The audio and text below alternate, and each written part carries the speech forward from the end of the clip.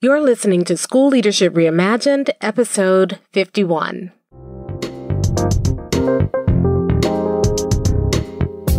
Welcome to the School Leadership Reimagined podcast, where we rethink what's possible to transform your school.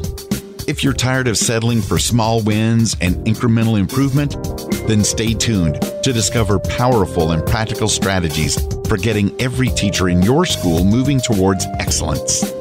Now, here's your host, Robin Jackson. Hey builders, welcome to another episode of the School Leadership Reimagined podcast. I'm your host, Robin Jackson, and today we're going to talk about how to get everyone off the sidelines and actively engage in your transformation or your change process. Now, tell me if this has ever happened to you. Have you ever set an expectation for new behavior in your school, and you talk to people about why you were setting this new expectation, you engaged in conversations, you removed a couple of roadblocks that were keeping people from implementing, you bought in training and gave people support and supplies and materials, and then when you go visit a classroom, you still don't see teachers implementing. I know it can be frustrating. And so today we're going to talk about why that happens, and we're going to talk about how you can start setting the expectation and holding people accountable for that expectation. And we're going to show you how to do it like a builder. But before we get started, I want to talk about something that I am so excited about, because this week we released the 2020 dates for Builders Lab.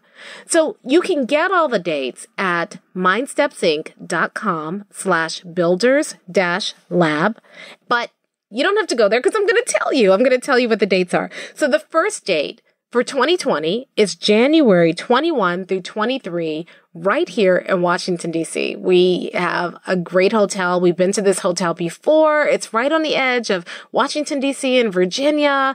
It's right near Reagan National Airport. The food is amazing. The views are gorgeous, and I'm excited. And I just completed a series of Builders Labs, and it just keeps getting better and better and better. And what's funny to me is that a lot of times people will come to Builders Lab and then they will come back again.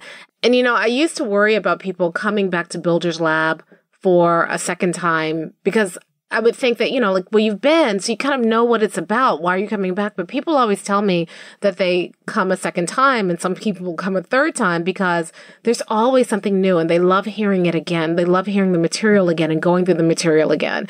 So I don't even know why I started talking about that. Oh, I know why. Because I'm talking about the dates. We always have people who come to Builders Lab and it's their second or their third time there. So if you've been to Builders Lab before, come on back, because there's some cool new things. There's some twists and some, I don't know, it's refined every single time. So anyway, I got off on a tangent about that, but the first set of dates are January 21 to 23 in Washington, D.C. Now, we're going to try to do 2 this summer, and the first one's going to be on June 29 through July 1st. And again, that's going to be in the D.C. area.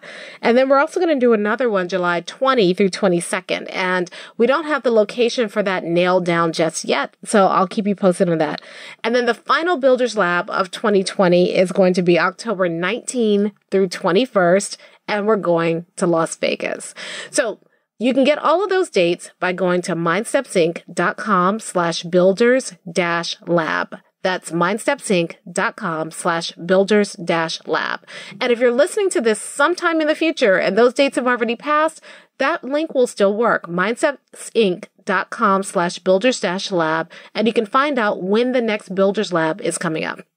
Now, the second thing I want to tell you is that I don't know if you know this, because I don't usually talk about this publicly, but we also do a couple of private Builders Labs every single year. So sometimes a school district will call us and they'll say, we have about 50 or 60 administrators that we want to send to Builders Lab, but it's getting cost prohibitive. Is there a way that you would be willing to bring Builders Lab to us?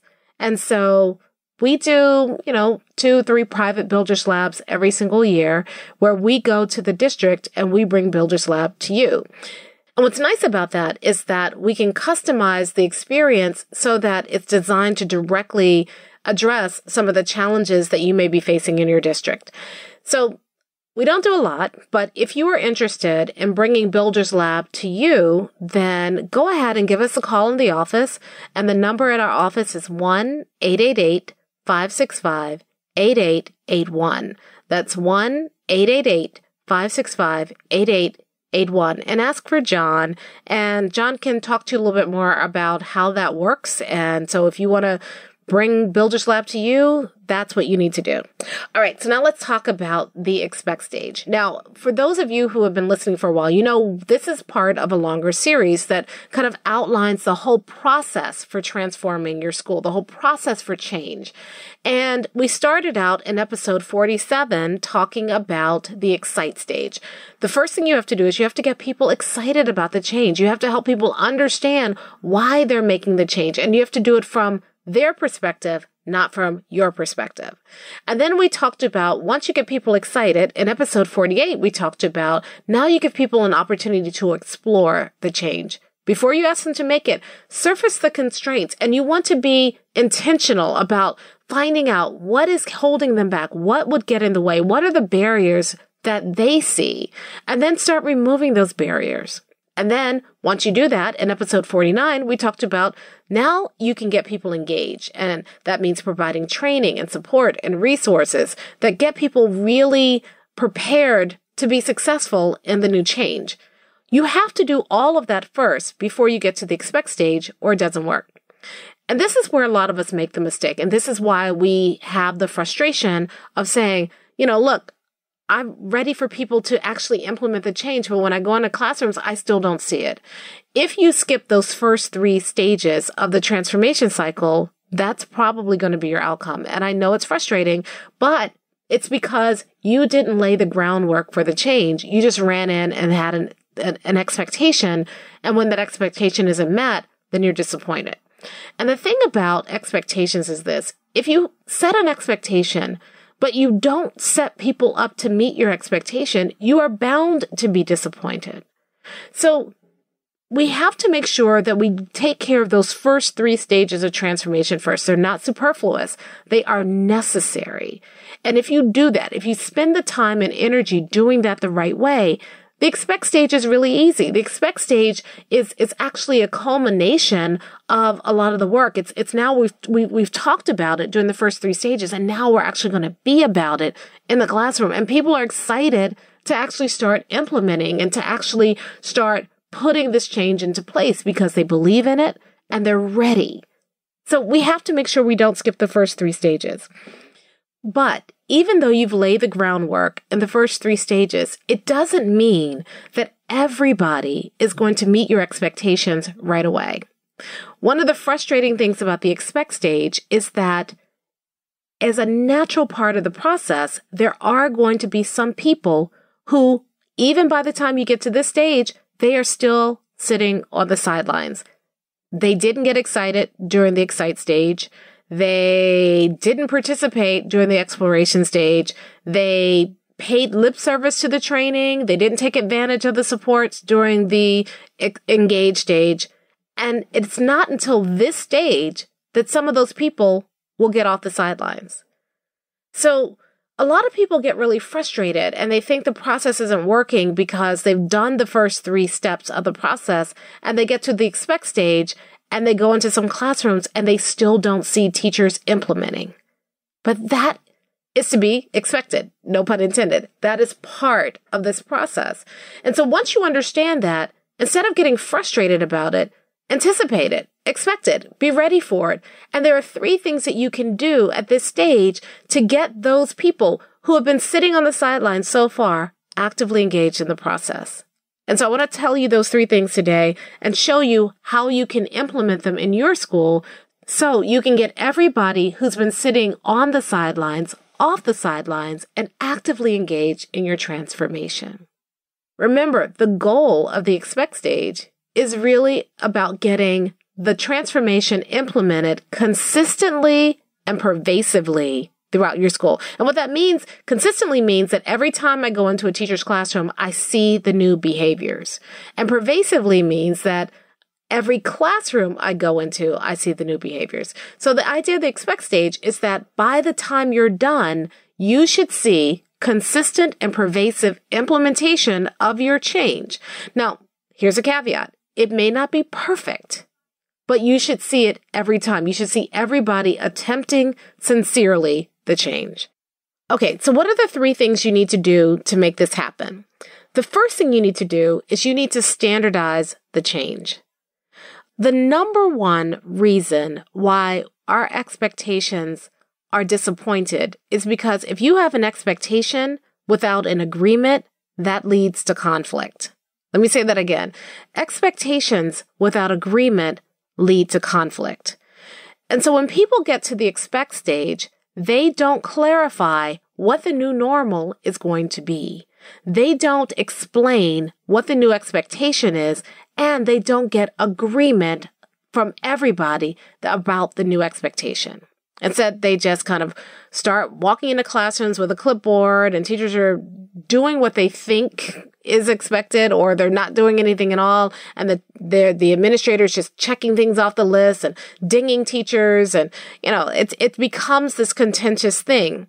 So the first thing you need to do during the expect stage, in fact, you should start doing this as you are moving out of the engage stage into the expect stage, is you need to sit down with teachers and say, okay, we've talked about this change. We believe in this change.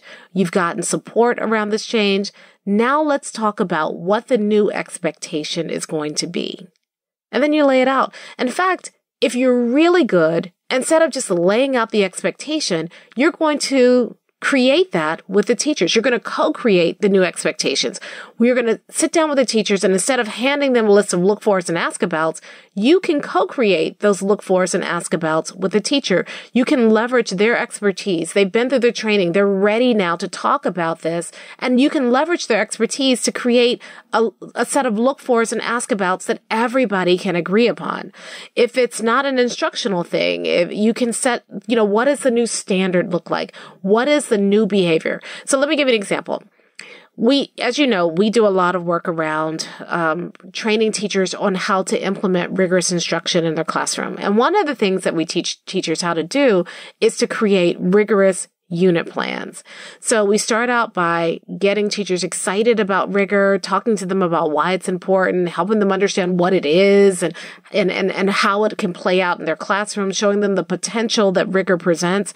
Then we explore the concept of rigor. We talk about what it is and what it isn't. We talk about some of the challenges that they face around rigor. We show them the entire process. We surface the constraints and the complaints that teachers have.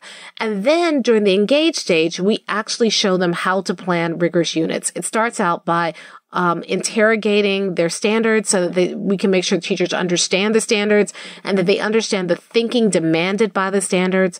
And then we show them how to plan a unit backwards from the standards so that everything they do in the unit actually leads students to achieving or exceeding the standards. So that's kind of our process. Now, when it comes to the expect stage, where we're saying, okay, now that you understand how to plan for rigorous instruction, now let's talk about the new way that we are now expecting you to plan and deliver instruction.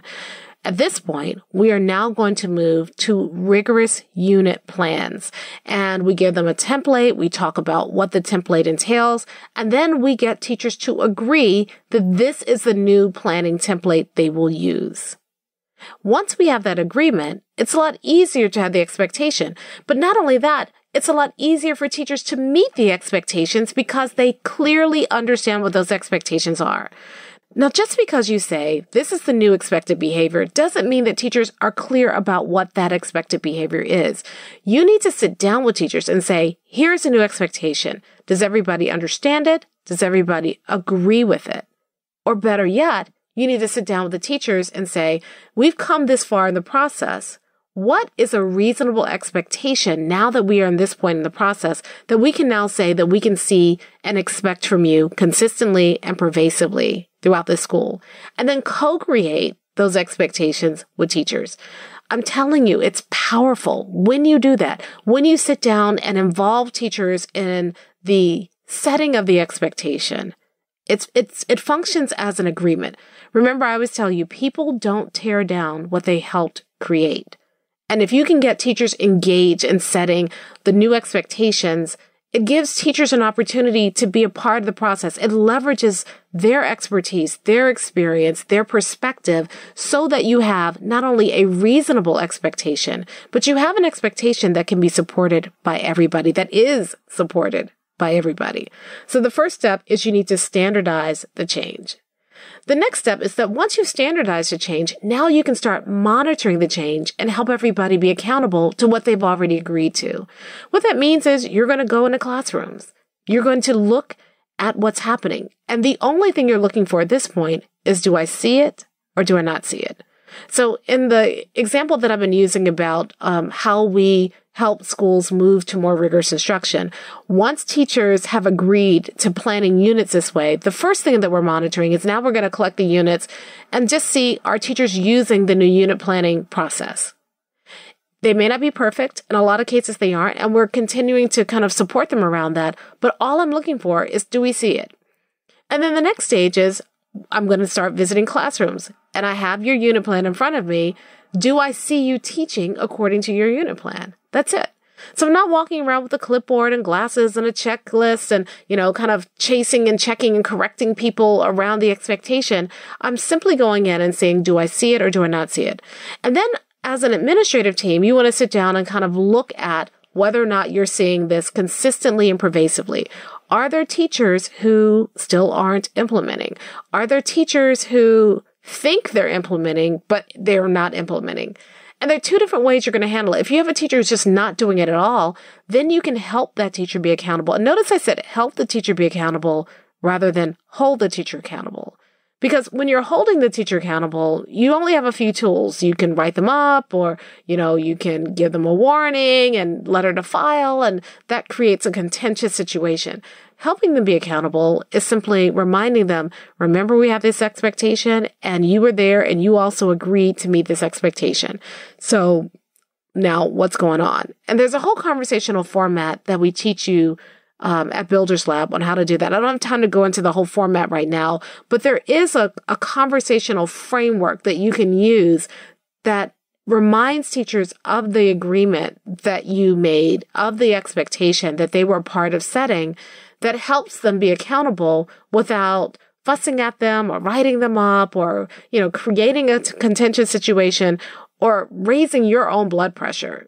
Without these kinds of tools, what happens is when you sit down with teachers and you haven't laid this groundwork and you haven't set this expectation and you haven't gotten the agreement, now you're just mad.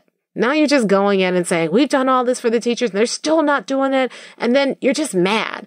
When you have these tools, you don't get mad. You just sit down with the teacher and it's a calm, simple conversation. And 9 times out of 10, it's enough to get that teacher back on track. You see, a lot of teachers will drag their feet or sit on the sidelines because they don't really believe that you mean what you say. They don't really believe that you're going to do it this time. And can you blame them? Because how many times have we launched initiatives or set expectations and then a year from now, we're on to something else?